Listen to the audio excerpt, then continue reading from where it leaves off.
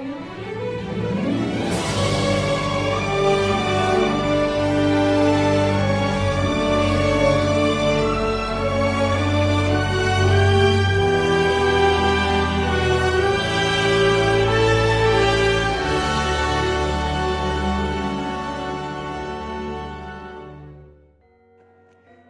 bahan-bahan dan alat-alat yang kami gunakan antara lain yaitu karton, pensil, penghapus, penggaris, spidol warna, pensil warna, dan pulpen putih. Sketsa adalah suatu gambar atau lukisan yang masih kasar untuk mengonkretkan ide yang masih abstrak dan terjebak dalam pikiran. Sketsa juga bisa dipahami sebagai suatu gambar pendahuluan atau rancang awal yang masih kasar dan ringan. Hal yang menjadikan sketsa memiliki sifat yang sementara sebagai dasar dalam membuat karya seni rupa.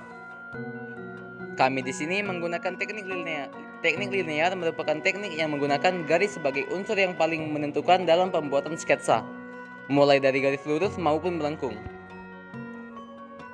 Jika sudah menyelesaikan sketsa, sempurnakan sketsa dengan mewarnai sketsa dengan garisan khusus pada objek pokok, yaitu positif dan latar belakang negatif. Menyempurnakan lukisan dengan kontur, penyinaran, penegasan, dan penentuan gelap terang. Sejarah Songket Palembang.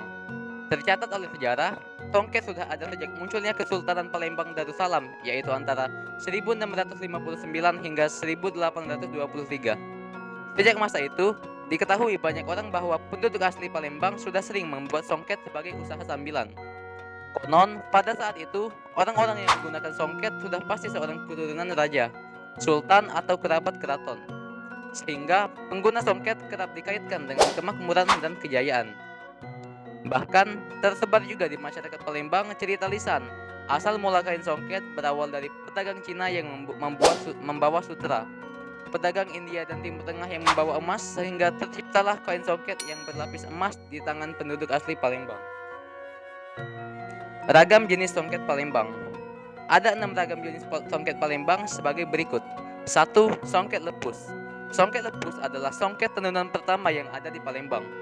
Ciri khas songket lepus adalah tenunan kainnya yang didominasi oleh anyaman benang emas, sehingga hampir seluruh kain emas songket lepus ditutupi oleh benang emas. Ada 3 jenis songket lepus, yakni lepus berekam, lepus berantai, dan lepus penuh. Kedua, songket tabur.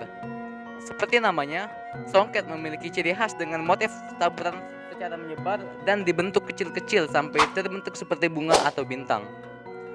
Terdapat pula 3 jenis songket tabur, yakni songket tawur lintang, songket tawur nampang perak, dan songket tawur tampak magis.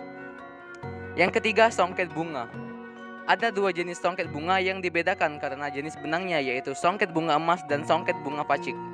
Songket bunga emas sering dipakai oleh masyarakat Tionghoa, sedangkan songket bunga pacik dibuat dengan benang kapas putih dan sering dipakai oleh orang Arab.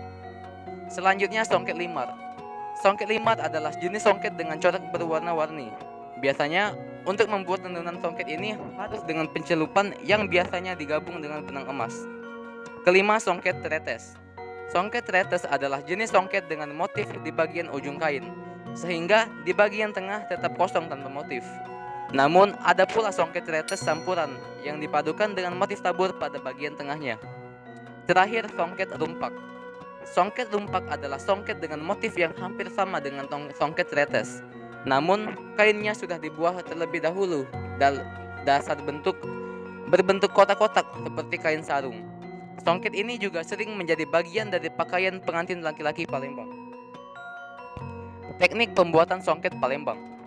Sesuai artinya, songket berasal dari istilah sungkit yang artinya menyulam benang emas dan perak, sehingga secara langsung mendeskripsikan metodenya, yakni menyelam benang, mengani benang, menyelipkan benang emas, menyambung benang, menggulung benang, dan pempernaan atau penyulaman tenayan.